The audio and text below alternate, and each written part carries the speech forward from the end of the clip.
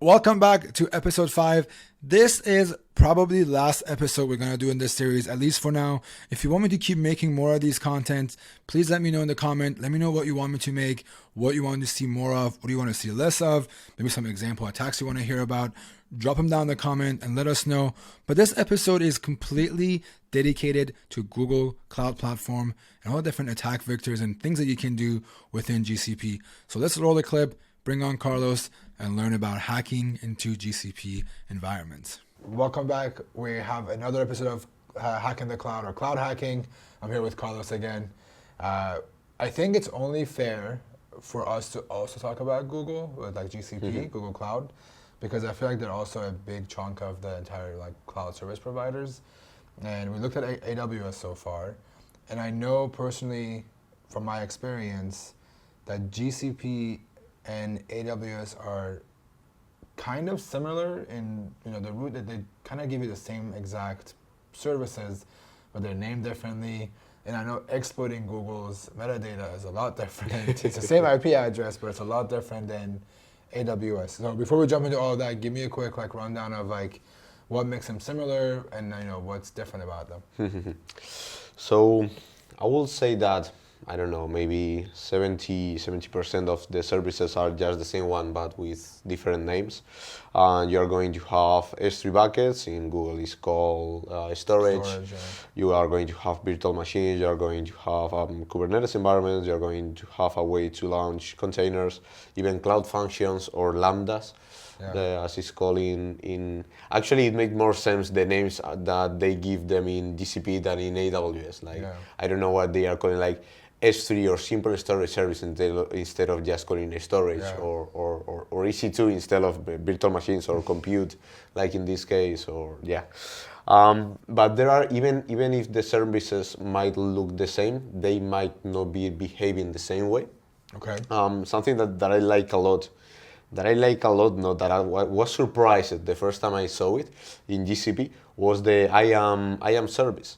So we have already talked this in the previous session about AWS, how I am work in AWS, but in GCP is very, very, very different. So for example, in AWS you are going to have this repository, let's call it, of permissions. So each user is going to be assigned some policies, which is a JSON, which indicates what he is going to be able to do. So it's like a repository of policies. Like you have a user, you have the policy, in the policy you have what the user can do. So the thing is that in GCP you are not going to be having a central repository of policies indicating what a user can do. But in the own service, you're going to say all these principals can do this into this resource. So the policy is completely attached to the resource. And this is very fun because usually in AWS, in order to see who has access or which permission a user has access to, you can just go to the policies. In GCP, you need to go services one by one, asking which principals can access each service in order to map the permissions of a service account of a user. So it's super annoying. Which one would you say is more complicated out of the two? GCP, I think, because I am in AWS it looks more centralized and easy to see, but in GCP you need to go through all of the resources. I feel like I've had more troubles with GCP, exploiting things in GCP than I have in AWS, just because I feel like everything is just more complicated. Even the dashboard looks more complicated when you log into GCP than AWS. I mean, they both look really there's a lot of stuff to look at, but I feel like GCP is crazy complicated. Yeah, no, I completely agree. And in GCP console, you also have all these Google APIs. They can have, thousands of them. So it's super confusing because some APIs are called very similar to some GCP services. And yeah, it's kind of confusing, definitely. So what are some of the common, mistakes or common services that are vulnerable in GCP that we can talk about? So they are mostly the same as the one in AWS. You can find public buckets, you can find open ports in EC2 instance, you can find cloud functions vulnerable to SSRF or RC, like the demo we are going to be seeing. And when you manage to get some kind of access inside the account, inside the project, an account in GCP is called, a project in GCP will be like the account in AWS, you will be able to find probably, again, overprivileged principals that you could abuse to previous your way in GCP. I feel like the threat model for all these cloud service providers are the same. You get access to SSRF, you have an RCE, you want to find the IAM or whatever the name is for that particular one, and then find your way through and escalate it. So if you want, let's look at the demo. It's what it looks like. Definitely. So in this case, we have this cloud function, which is going to be a Lambda in AWS, that if you just access it, is going to say hello world. Nothing weird there. But if we take a look to the code, we can see that it have an RC vulnerability. Actually, the RC is going to be giving you directly a reversal, because I just wanted to show how these kind of services, these cloud functions and Lambdas are usually called serverless, which doesn't mean that there is no server. It just means that you are not going to be managing the server. But I would like to show the people how a serverless execution looks like from the inside. So in this case, if we indicate an IP, a port, and a password I put in order for other people not to compromise my cloud function, we are going to be getting a reversal. We are going to take a look to the inside of the cloud function, and we are going to be playing with the metadata endpoint. So the purpose of this is more on the, you have RCE on a Google service or a serverless function. What's next, right? Because I feel like a lot of times an RCE, a blanket RCE by itself on a serverless is usually useless. I mean, it's not useless, but the impact isn't fully there until you can show what else you can access. And just because it's serverless, it's a one-time function, it doesn't mean that it's fully gated from other services, right? But it's also true that sometimes you can get more sensitive information from a serverless compute machine than from an EC2 instance or virtual machine. I don't know if you know this trick, but in Lambda, as you may know, whenever you try to access the function one and again, instead of using a new container for each new request, that will be very, very, very useless. You are going to be wasting a lot of resources in spinning up the function one and again. It will be running for 15 minutes, and as long as people continue using the function, the Lambda, it is not going to be shut down. Yeah, it reuses the same Lambda, yeah. Exactly. So the thing is that you can abuse how the Lambda is working internally to substitute the code that is being run inside the Lambda and stealing all the requests. And if you know that this kind of requests usually are contain some kind of authentication, user authentication tokens, or privilege or sensitive information, you can actually steal that information. So you can sniff the request, and if there's an authorization bearer, you can pull that, and then you have access to either like an employee account or another user's account. Okay, let's jump into the demo and look. So just to make it clear, we assume somebody has an RC in this case. We have a vulnerable app that has an RC, but it's what happens after you get the RC. So let's get our RC very quick. Yeah, so here I have indicated the IP address, the port, and the password. So running this, we should get a reversal in here. So here we are. Okay. So this is the main application that we've got, and we're in a workspace. Yeah. So here we could see, like, for example, the code we are running.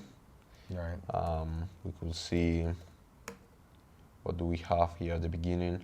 In several cases, just knowing how this root folder or some content, this will allow you to fingerprint really fast the environment where you are.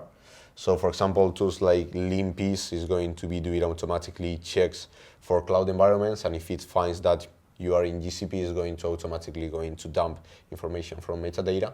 Okay. So it's an easy way, because imagine that you manage to get there seeing this, just because you are compromising a URL, you don't need to know that you're in a cloud function. So this is the way to know where you are, just knowing some fingerprints. Okay.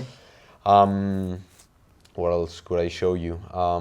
So for example, something that happens in GCP that doesn't happen in AWS is that if you want to access the metadata endpoint, you don't need to remember that very, very complex IP address. It's not Just that complex. 6 numbers, yeah.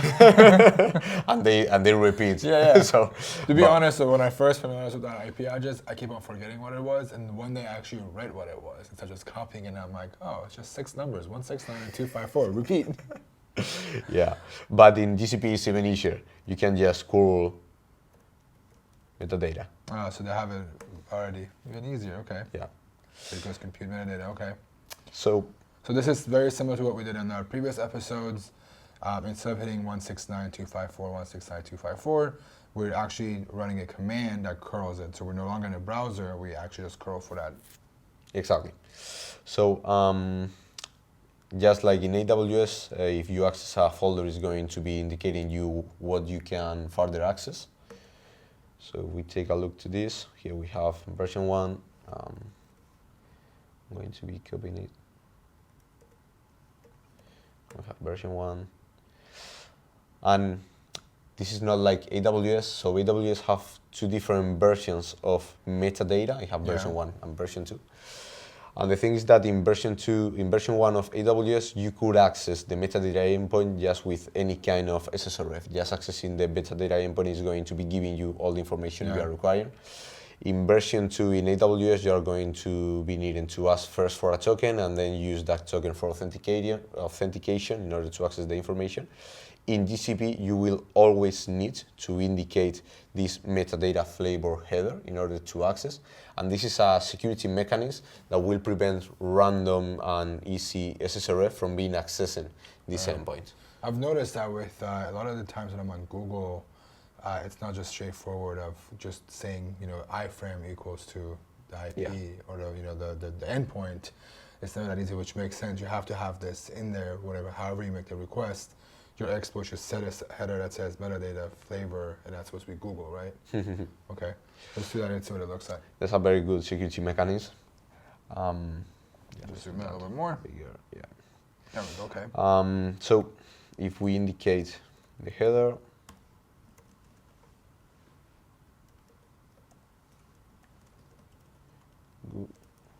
go, okay, and we try again to access the same endpoint. Well, we start finding new information. Let's go to instance, for example. I miss some final slash. Well, the thing is that just like in AWS, you're going to be able to access different information. Yeah. Again, let's finish this first. I think is the most important part of the metadata is the credentials. So we are going to be taking a look, just like with AWS, to the credentials to access some service account in GCP. By the way, this is important. Role, as it's called in AWS, is called service account in Google. Okay. So it's common to find two types of credentials in GCP, but even if here you can find default and the name of the service account, we are going to see that it's actually the same credential. I don't know why they do this, but maybe this just makes the attack easier, because just knowing that using default you can access it, you don't even need to know the name. Okay, so our demo failed, our shell died, we're gonna do it again. So now we're going back and doing like a service account, which did it earlier. Yeah. So and we now see that. we can do default or the security DevOps, right? And now we take a look to the token, which is obviously the most interesting stuff. And we'll have the token. We can use this access token to impersonate the service account and access all the resources the service account has access to. If we could check like the other service account or the other folder with the name, with the actual name of the service account, which right is there, yeah, we could see that the token is actually the same one. Token. So this ends with SWV.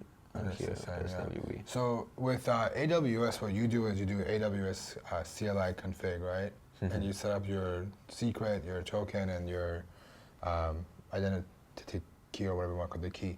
How does it work with GCP? What do you do to authenticate? How do you authenticate with the token? So in order to authenticate in GCP, you will be using gcloud auth login, and it will ask you your credentials for the browser. This will be for real users.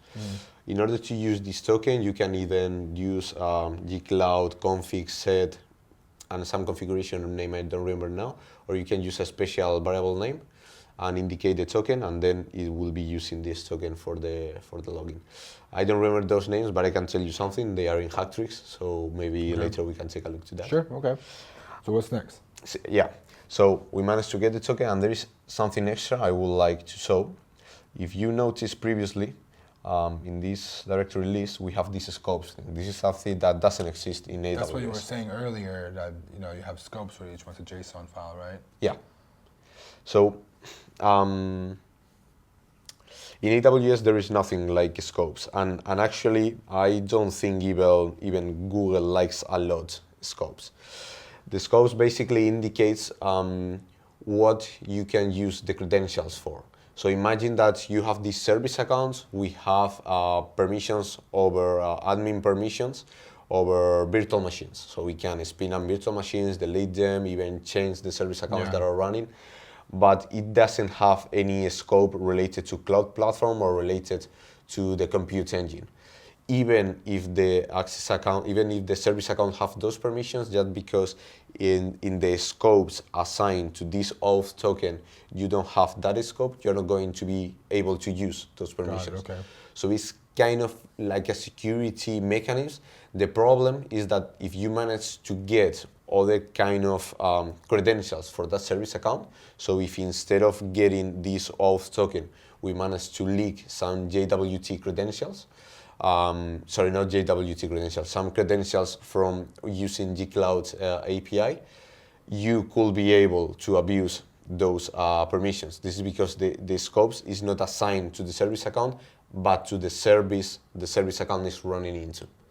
Okay. So even Google is going to tell you, please don't give more permissions that the service account need, even if you are only using it in this scope restricted environment. Got it. Okay. So that was what I wanted to show you. This is also a problem, because imagine that you managed to exploit it, you managed to get these credentials and the scopes are restricted. You actually couldn't do much. But yeah, it's another security mechanism to have into mind when you are exploiting this kind of vulnerability. Do you usually check for the scope when you already get access to something? Yeah, because makes life easier, I feel like. Yeah, because there is another API in gcloud that I find very useful. So in AWS, when you manage to leak some access, some credentials, if you cannot list IAM policies, you will just try a lot of different actions to see if you have the access. In GCP, there is actually an API who say that you can ask, hey, can this principal do this in this resource? Yeah. So that's a very good way to check for permissions. But you can check, hey, can this service account do this action in this resource? It's going to tell you, hey, it can. But if you don't have the required scope, you're not going to be able to do it. Okay, so now that we have the token, so let's say I'm a bug bounty hunter or I want a pen test, or even for this demo, what's the next step? What do we do?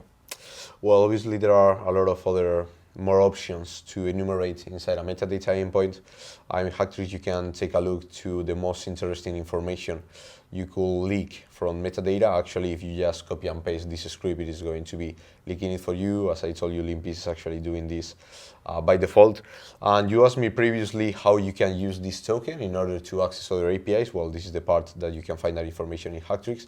You could use this environmental variable or this configuration with gcloud that will tell gcloud to start using that token instead of the user you have configured. From that, you could use some projects.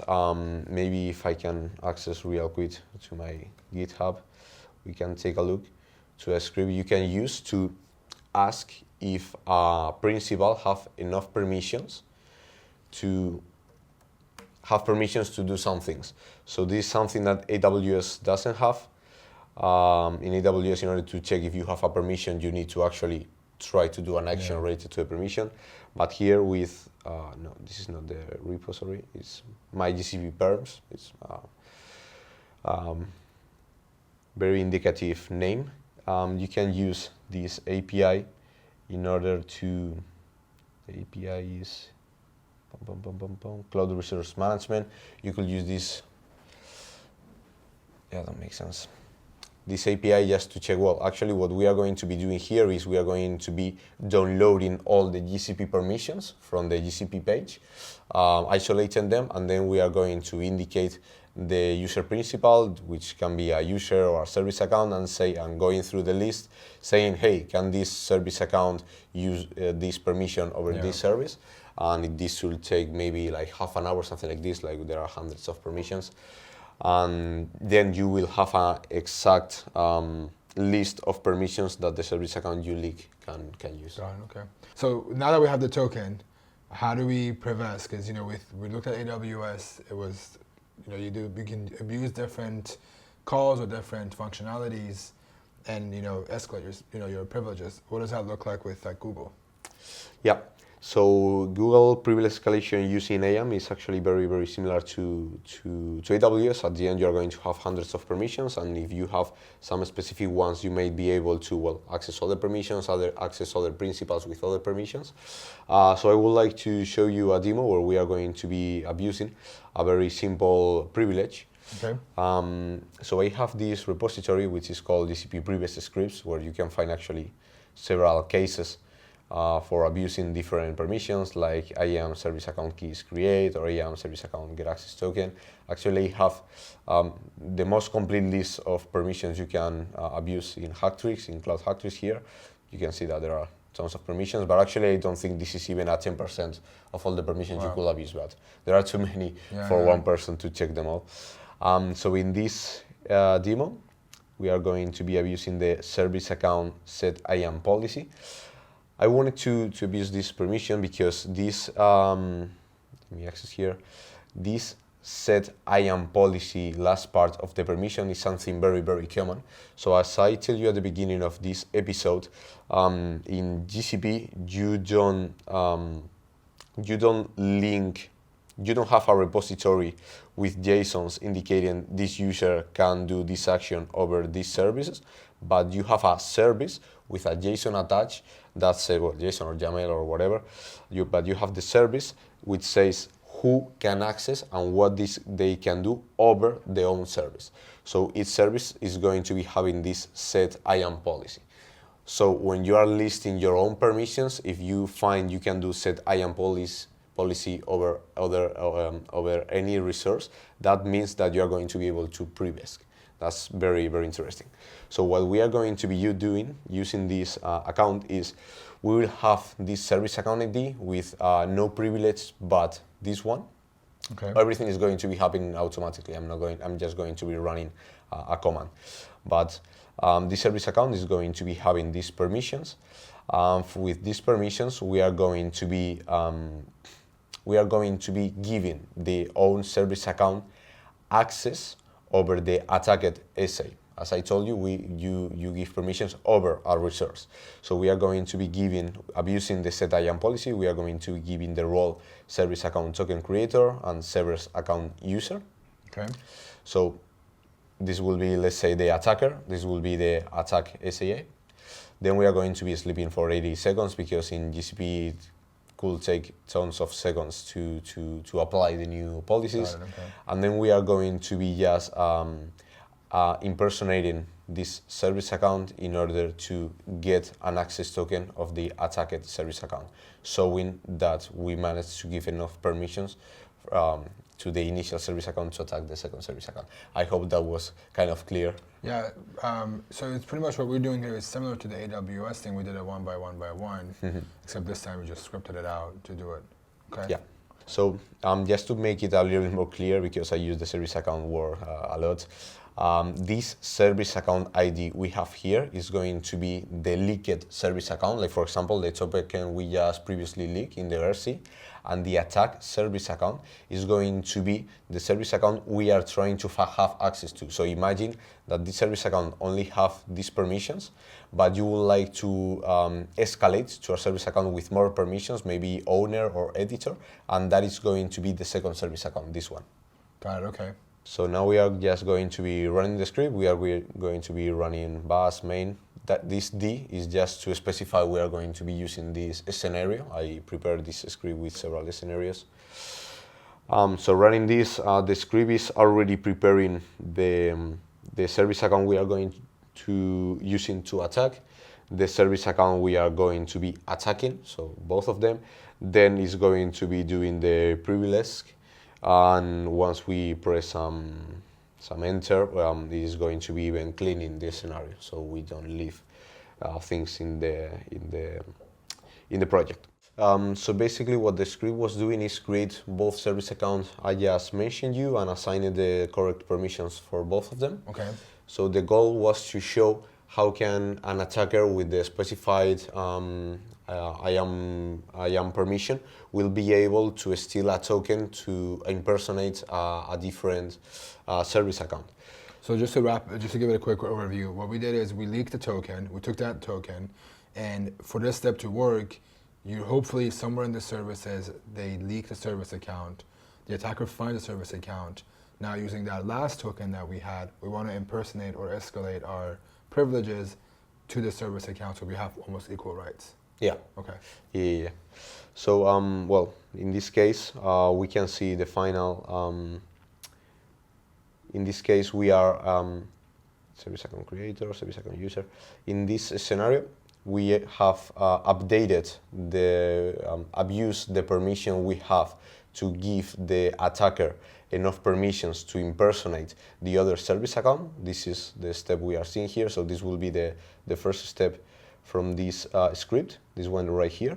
We gave these two roles. Okay. Then we have a sleep for a couple of seconds in order to allow the refresh policy, and update, yeah. And then we abuse this other stuff in order to impersonate the attacker, in order to manage to to get a service account token for the attacked service account. This step right here.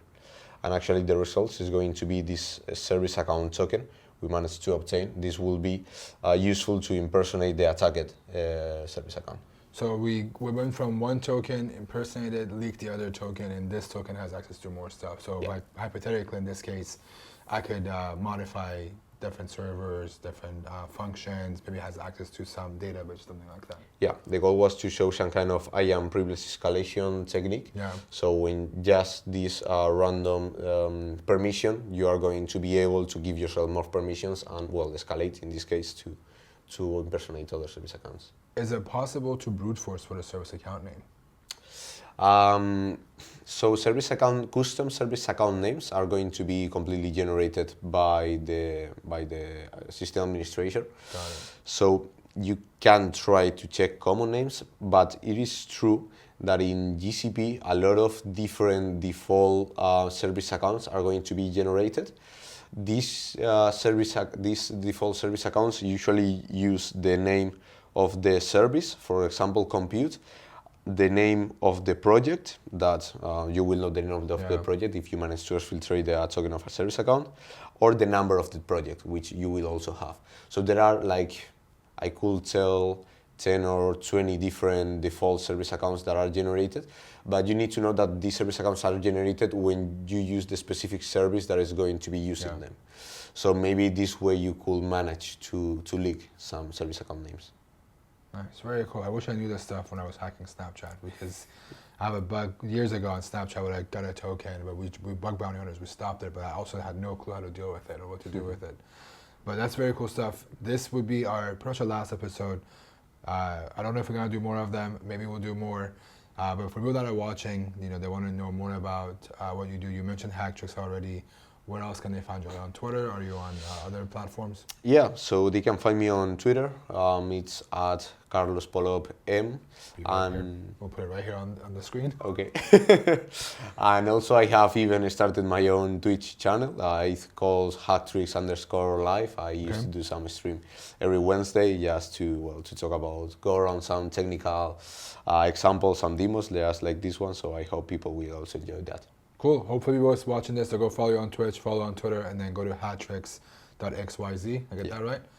See some of this stuff. Everything we talked about, all the scripts are hosted on there, and hopefully we do more of these sometimes in the future. Definitely. Okay, like I said, this was the last episode, at least for now. If you want to see more of these contents, you want to see more of these episodes, do me a favor, drop me a comment, let me know what you liked, let me know what you want to hear more of. I personally think that Carlos is a mountain of knowledge. He has so much to offer, so please go follow him, and also just give us ideas. What else do you want to hear about? What else do you want to learn about when it comes down to just cloud hacking? Maybe we can do some Azure, who knows? But I need you to do me a favor and drop a comment and let us know so we can bring it back for a part 2 with maybe 4 or 5 more episodes. But until then, I will see you all later. Peace.